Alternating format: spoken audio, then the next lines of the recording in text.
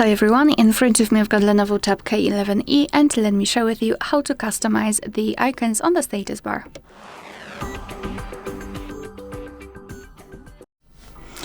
So in this device you can decide what kind of icons you'd like to show and which you want to hide.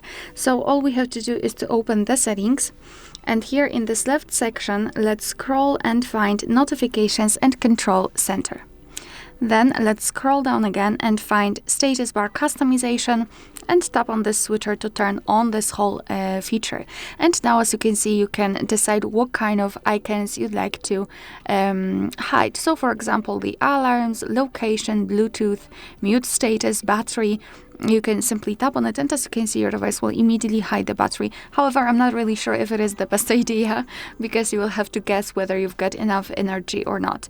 You can hide airplane mode if you're using it right now, mobile data signal, whatever, etc., etc. So just decide what kind of icons you'd like to disable and simply do it by tapping on this switcher. Alright, so that will be all. Thank you so much for watching. Please hit the subscribe button and leave the thumbs up.